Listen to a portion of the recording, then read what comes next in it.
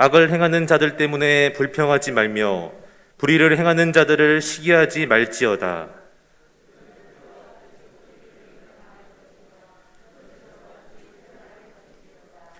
여호와를 의뢰하고 선을 행하라. 땅에 머무는 동안 그의 성실을 먹을거리로 삼을지어다.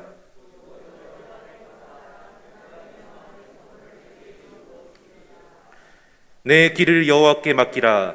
그를 의지하면 그가 이루시고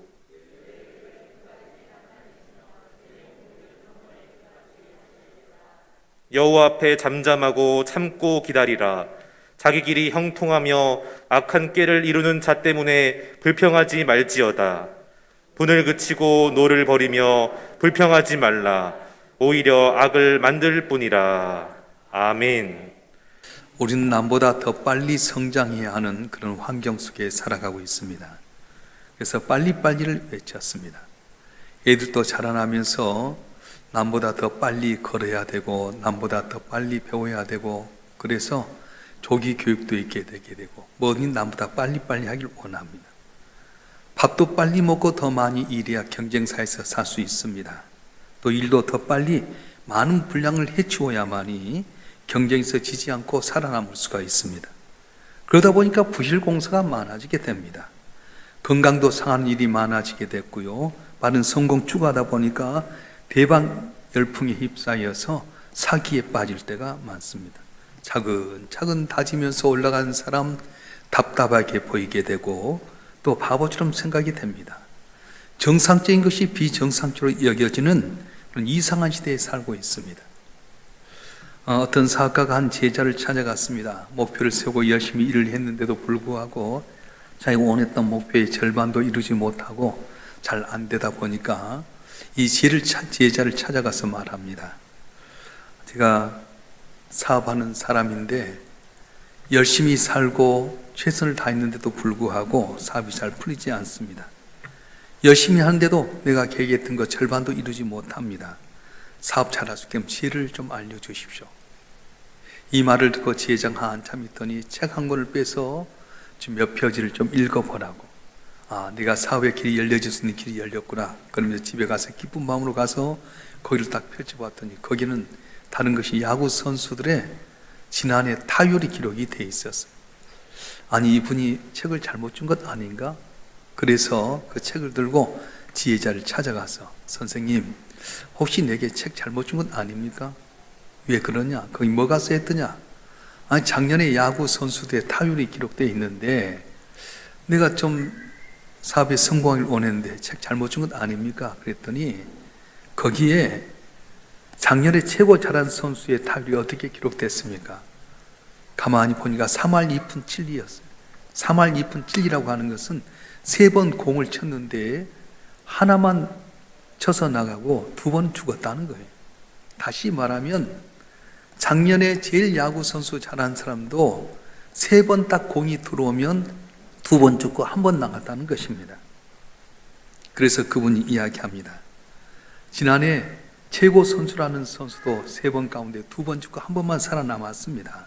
그런데 사람들은 그를 제일 잘한다고 하고 사랑해주고 있습니다. 만약에 그가 했던 출루율이 3할 2푼 7리라고 3번 가운데 2번 죽고 1번밖에 못 나갔다고 낙심했다면 그는 훌륭한 선수가 되지 못했을 것입니다.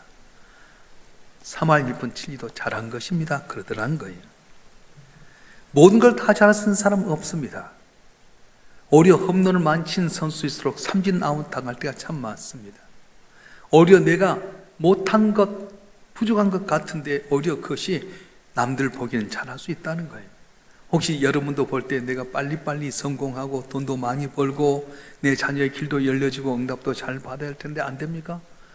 여러분 3할 2푼 7리 3번 가운데 1번만 성공해도 잘하게 되는 거예요.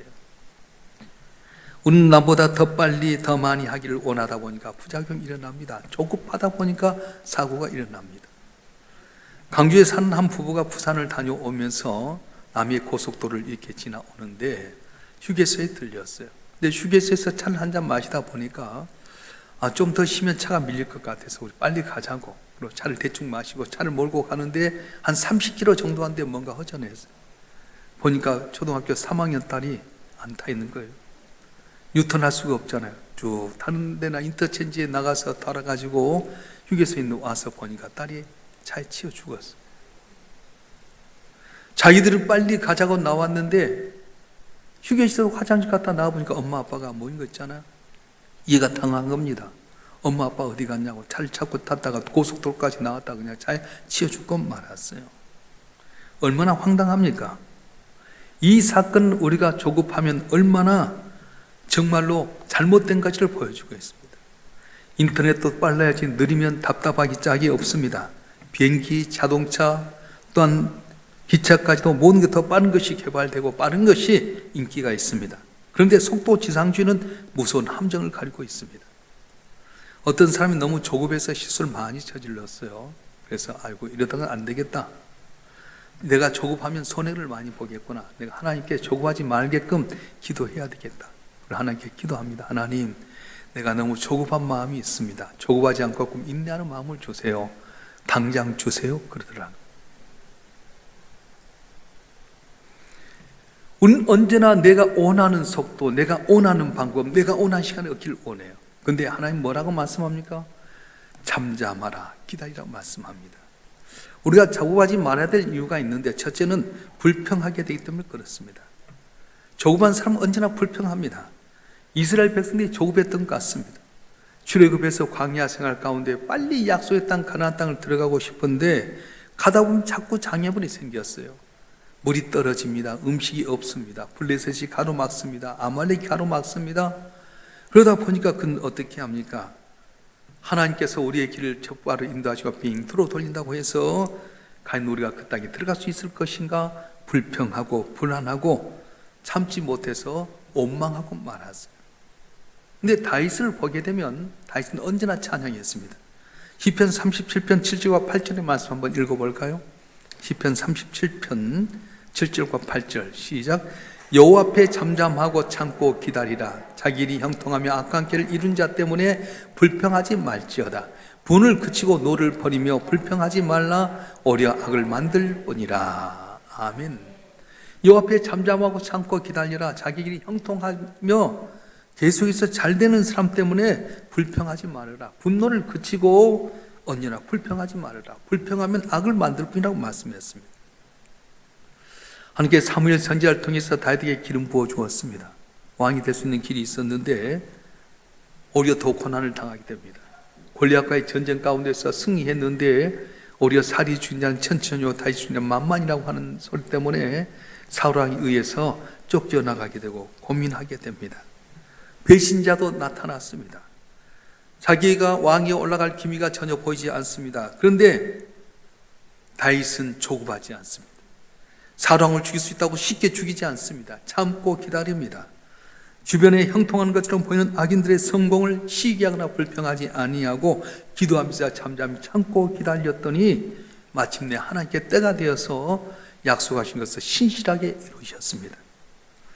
조급하면 불평하고 화를 잘 내게 됩니다. 작은 일에 노를 바라게 됩니다. 여유가 조금만 있으면 그냥 쉽게 넘어갈 수 있을 것인데 마음이 조급하다 보니까 화를 내게 되고 손해를 볼 때가 많이 있습니다. 결국 화를 내면 어떻게 합니까? 자기의 조급함만 드러낼 뿐입니다. 하나님의 축복을 받지 못하는 오히려 손해볼 뿐이라고 하는 겁니다. 우리가 조급하고 화를 내고 불평하게 되면 웃음도 사라지고 기쁨도 사라집니다. 코로나 시대의 사람들 얼굴을 보면 웃음이 사라졌어요. 기쁨이 사라졌어요. 왜요? 내가 원하는 시간, 내가 원하는 방법, 내가 원하는 거 얻지 못하기 때문에 다 가득 불평이 차 있고요. 얼굴이 찌그러져 있고요. 누가 좀만 하면 팍 튀쳐나올 때가 많습니다. 우리의 조급한 마음을 내려놓으면 불평과 원망의 유혹에서 벗어날 수 있는데 조급함이 왔을 때 어떻게 해야 됩니까? 하나님을 신뢰하고 잠잠히 참고 기다릴 수 있으면 주께서 높여주신다는 거예요. 코로나 때문에 안 된다고 염려하지 마세요. 전 제일 좋아하는 기절 중에 하나가 베드로전서 5장 6절 하나님의 능하신 손 아래서 겸손해라. 때가 되면 너를 높이리라 말씀하셨어요. 우리 교회들이 이렇게 건축하고 나서 승승장구할 것은 아니어서 연단해서 제 집사람하고 같이 어제 이야기했는데, 그때 우리가 이제 마이크가 전혀 안 들렸어요. 음향을 했던 회사가 음향 완전히 잠가놔 가지고 아무리 해도 이 음향이 안 들리는 거예요. 여미선 목사가 도저히 안 되니까 전체 있는 걸 다 락을 풀고 했던 소리가 확 들려졌어요. 여보, 당신 설교가 나쁜 건 아닌데 이렇게 그냥 음향 때문에 있던 성도를 놓쳤다고. 아니야 여보, 그것도 감사해. 그것 때문에 우리가 연단받고 또 맷집이 세지고 단단해졌어요. 만약에 그런 과정이 없었으면 코로나19 왔을 때 폭삭 무너졌어요. 우리는 담대. 그때 당시 이자가 5%였거든요. 이자를 낮추고요. 지금은 여러분 기절할 만큼 적게 이자를 내는 거예요. 다 모든 걸 감당해. 인원수도 다 줄였어요. 만약에 내가 원하는 대로 승승장구했다면 이 어려운 폭풍이 왔을 때 다 넘어졌을 거예요. 그런데 이해하지 못했지만 그것도 감사하고 여기에 뜻이 있다, 반드시 하나님께 좋은 길을 주신다고 인내했더니 여러 가지 고난의 담을 넘게 되고, 제가 분명히 말씀드리고 싶은 것은 아마 올해가 지나고 나면 우리 교회에 놀라운 기적과 은혜가 있어질 줄 믿습니다. 할렐루야. 그래서 여러분 한 분 한 분이 내가 원하는 거 되지 않다고 낙심하지 마세요. 조급하면 불평불만 나오게 되는 거예요. 하나님 신뢰하고 살아가게 되면 하나님께서 우리의 삶을 지켜주시고 푸른 초장 쉴만한 물가를 놓여 주시고 승리하는 은혜를 주실 줄로 믿습니다. 내가 조급해하면 불신앙에 사로잡히기 때문에 그렇습니다. 5절 말씀 한번 우리 읽어볼까요? 시편 37편 5절의 말씀 시작. 내 길을 여호와께 맡기라. 그를 의지하면 그가 이루시고. 아멘. 조급한 마음은 불신앙입니다. 다윗이 하나님 믿었기 때문에 조급하지 않았습니다. 요셉은 하나님 믿었기 때문에 어떤 환경 가운데서도 초조해하지 않았습니다. 여유를 가지고 기다렸습니다. 언제 어디서나 하나님이 나를 이끄신다고 믿었어요. 이게 우리에게 가장 중요한 기본이에요. 사망의 음침한 골짜기에서 죽을 것 같아도 하나님께서 나를 사망의 음침한 골짜기에 건질 거라고 하는 믿음 가져야 되고요. 더디간 같지만 먼저 되게 하신다고 하신 하나님의 섭리를 내가 믿고 살아가게 되면 불신앙이 아니라 조급히 하는 것이 아니라 항상 기뻐하고 감사하고 간증하는 역사가 일어나게 된다는 것입니다. 우리 하나님은 인내와 안위의 하나님이십니다. 조급함을 따라가다 보면 마귀를 따라가게 됩니다. 하나님은 어떻게 이루시면 차근차근 이루십니다. 하나님 실수하지 않으십니다. 조급하지 않으십니다. 근데 마귀는 조급하게 만들어요. 그러니까 여러분 어떤 일 하다가 마음이 이거 빨리 해야 될 때 하면 이건 분명히 사탄이 역사한다 그럽니다. 결혼식을 하려고 하는데 이것 아니면 안 되는데 서두르면 건싹 걸리는 거예요. 어떤 계약을 하려고 하는데 마음이 조급해 빨리 해야 되겠다. 그것은 걸리는 거예요. 오히려 여러분 가운데 승리하는 비결은 뭐냐면 조급할 때 한 템포 늦추는 거예요. 정말로 하나님이 하신다면 한 템포 미치면 반드시 복 주실 거라면 주께서 그 길로 인도해 주시는 거예요. 근데 내가 너무 조급하다 보니까 하나님의 뜻을 모르고 사탄의 올무에 빠질 때가 너무도 많다는 것입니다. 하나님께서 은혜 베푸실 때까지 또 나는 은혜 베푸심을 받을 수 있는 그 수준에 도달하기까지 기다리는 마음이 참 중요합니다. 요셉은 애굽 땅 종으로 팔려갔을 때 조급하지 않습니다. 보디발 장군의 유혹에 있을 때도 내가 하나님께 죄를 범하리까 중에 죄를 범하리까 온전히 하나님 믿었느니 감옥에 빠졌어요. 여러분 하나님 잘 믿으면 잘 돼야 되잖아요. 저와 여러분 한 번 하면 하나님 의지하고 말씀대로 살면 잘 돼야 되잖아요. 근데 어쩔 때는 전혀 생각지 못하게끔 지하 감옥에 빠지게 되고 억울한 누명 쓸 때가 많아요. 그런데 요셉은 불평하지 않습니다. 때를 기다렸어요.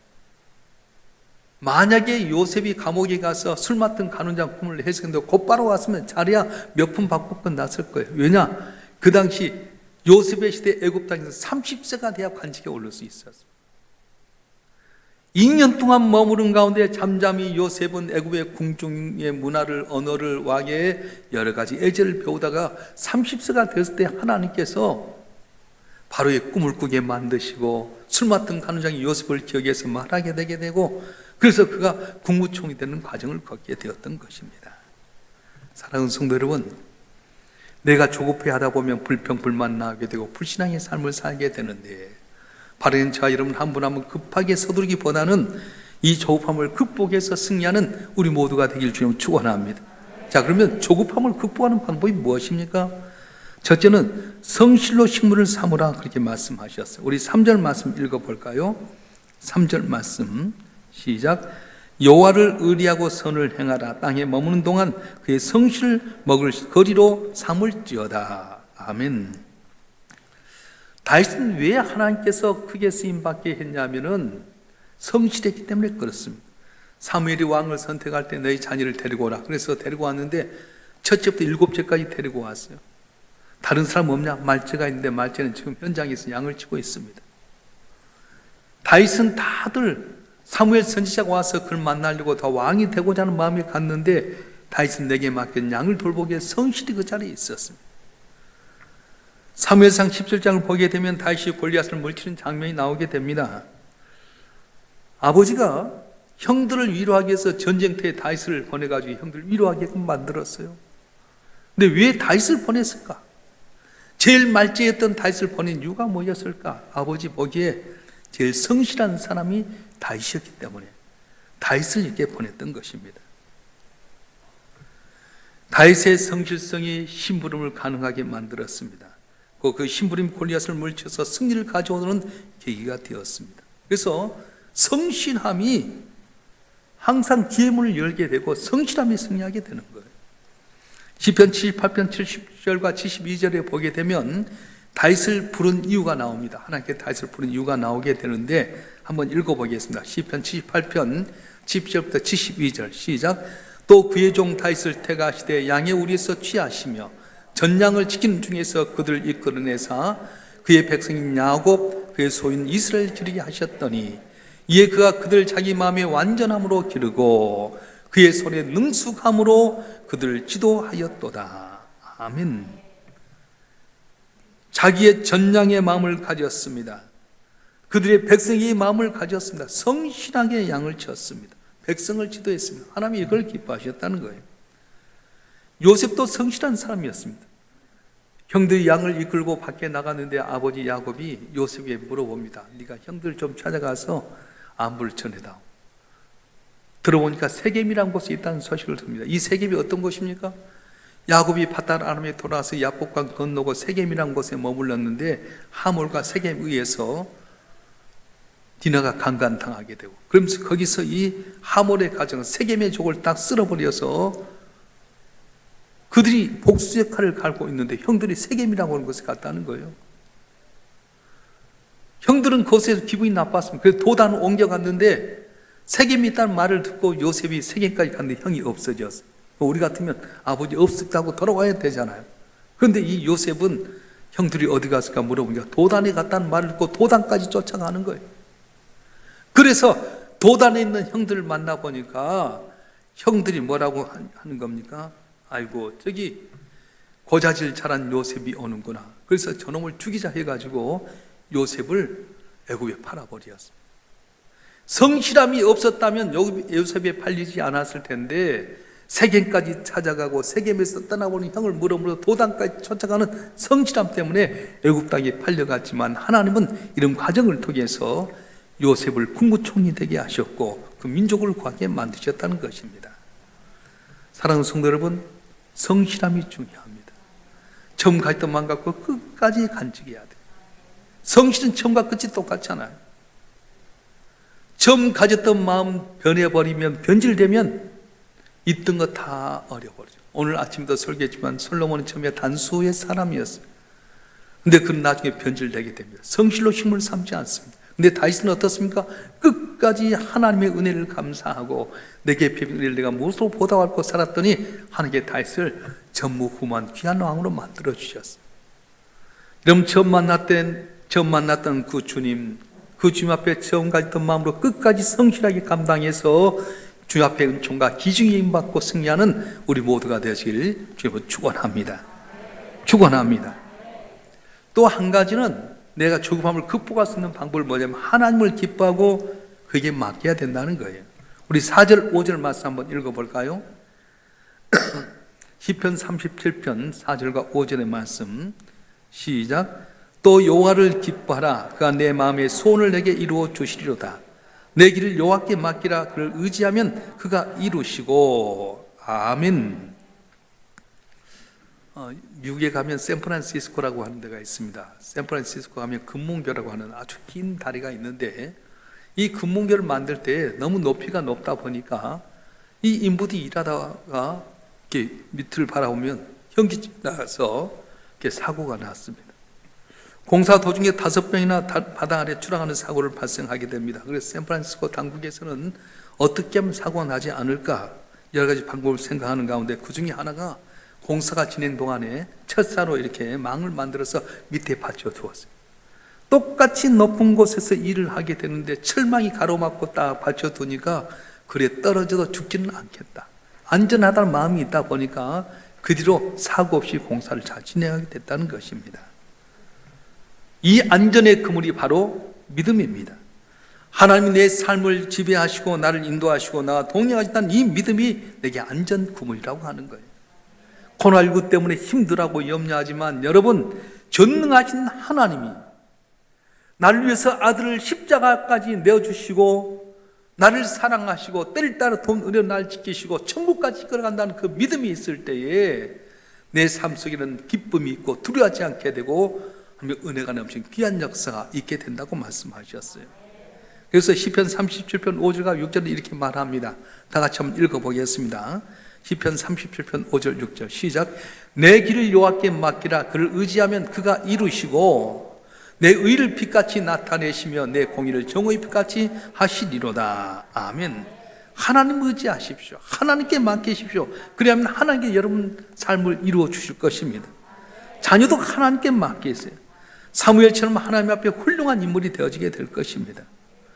여러분 사업 하나님께 맡기세요. 여러분이 하려고 하면 실수투성이고 속아지게 되고요, 잘못할 수 있지만 하나님께 맡기면 수많은 열매 맺게 된다는 거예요. 지금 잘 아는 예화가 있지 않아요?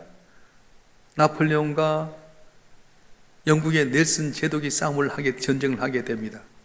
그때 전쟁을 하게 될 때 넬슨 제독에 의해서 나폴레옹 황제가 패하게 됩니다.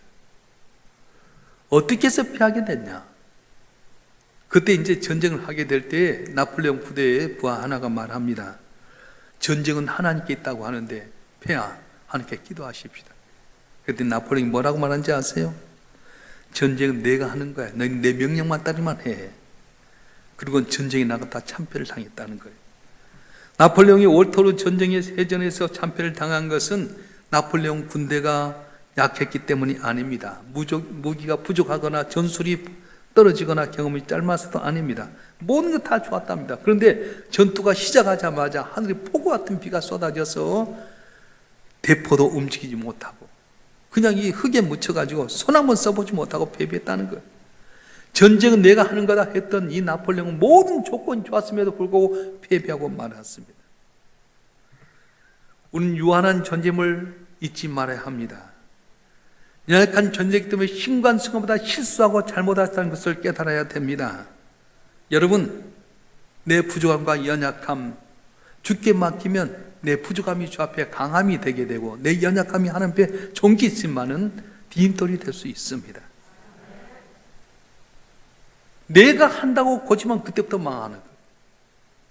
저는 진짜로 그걸 많이 겪어요. 내가 목회하면서 이렇게 장로 신학대학에 가서 신대원도 쉽게 나오게 되고 한양교회, 영락교회, 명석교회 큰 교회를 섬기고 교회를 개척해 이렇게까지 하게 된 건 내가 잘나고 똑똑해서 그렇겠어요? 전혀 그렇지 않아요. 나는 모세 지팡이처럼 보잘것없는 지팡이에 불과했지만 하나님의 손에 붙잡힌 바 되었더니 놀란 기적이 일어났어. 잘 될 때 내가 한 것처럼 교만하다 꺾여졌어요. 그래서 내가 느낀 거예요. 이론이 아니라 실제로 내가 한 것 없다. 하나님이 함께 하셨다. 일삼명수의 주님의 것이다. 주님께 맡기면 일삼명수의 하나님께서 이 교회 때 놀라운 불가능 가능한 기적을 주실 것이다. 그런 믿음 갖고 있어요. 믿으시길 바랍니다. 여러분 인생을 하나님께 맡겨보세요. 여러분 모든 걸 주께 의지해보세요. 아직도 내 고집과 생각 갖고 살면 거기는 끝이에요. 내가 잘 아는 목사님 한 분이 고도를 이렇게 잘 하셔요. 집에 형제들 모이면 고도를 잘한답니다.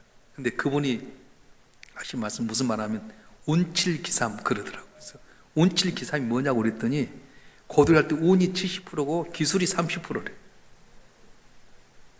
뭐 말인지 알아요? 실력 갖고 한 것이 아니라 운이 된다. 딱 쳤는데 까면 설사해보면 끝나잖아요. 근데 내가 딱 내나 나온 거 딱 맞으면 따닥에서 먹는데요. 그래서 나는 그 사람한테 아이고 저분은 집안이 타짜 집안인가? 근데 그분이 하신 말씀이 목사도 운칠기사입니다. 목회할 때 은혜가 있어야지 잘 되는 거지 기술로 안 된다. 예전에 그분이요 헬스도 열심히 하고요 교회도 자기 생각도 했는데 이제는 다 내려놓았더라고요. 은퇴가 이제 한 5년 남다 보니까 그분이 하신 말씀은 하나님이 하시라는 거예요. 내가 하는 것이 하나님이 도와주셔야 된다는 거예요. 사랑하는 성도 여러분, 더디강같이만 먼저 되게 하신 하나님이십니다. 너무 조급해하지 마십시다. 왜 거북이가 오래 산지 아세요? 천천히 가기 때문에 오래 산다고 합니다. 성급한 짐승일수록 빨리 죽습니다. 그래서 오소리 같은 동물은 집에 가둬놓으면 저녁을 지나지 못하고 죽는데 지가 화가 나가지고 너무 답답해서 죽어버린대. 모세는 40년 동안 애굽의 궁궐에서 고급 교육받고 하나님께 쓰임받고자 동족에게 나갔지만 성급함으로 실수를 하게 됩니다. 그런데 광야에서 40년을 기다리는 가운데 훈련을 받게 됩니다. 그 혈기도 다 없어지게 되고 온유한 사람 됩니다. 그래서 하나님 뭐라고 말합니까? 모든 사람보다 온유함이 뛰어나다고 요새를 인정해 주었어요. 그래서 내 혈기나 조금함이 다 사라지니까 하나님께 그를 단련해서 온유한 사람 되니까 출애굽의 주인공이 되게 되고 어려운 여건도 넘게 만들었어요. 오늘 아무리 생각해봐도 코로나19 때문에 우리의 길이 열리지 않을 것 같습니다. 답답합니다. 언제나 될 것인가 생각이 될 때가 많습니다. 그런데 조급해하지 마세요. 조급하다 보면 불평하게 되고 불신앙이 오게 됩니다. 이 조금을 뛰어넘는 것이 뭐라고요? 우리가 조금함을 뛰어넘기 위해서는 성실로 힘을 삼아서 조용히 주님만 바라보게 나가고 하나님께 맡기고 하나님 의지하게 되면 우리 모든 걸 알고 계신 주님께서 더 먼저 가게 하시고 승리하게 하여 주시고 잘되는 은혜를 우리에게 주실 줄로 믿습니다. 이번 주 한동안도 여러분 한 분 한 분이 주어진 상황 가운데서 항상 주님께 맡기고 성실로 청갈던 번 갖고 끝까지 감당해서 마침내 주께서 복 주실 때 하나님께서 내게 고난이 변의 기쁨이 되고 눈물이 변의 진주가 되고 한숨에서 찬송이 되게 하셨노라고 고백하는 우리 모두가 되어지길 주님으로 축원합니다. 기도하겠습니다.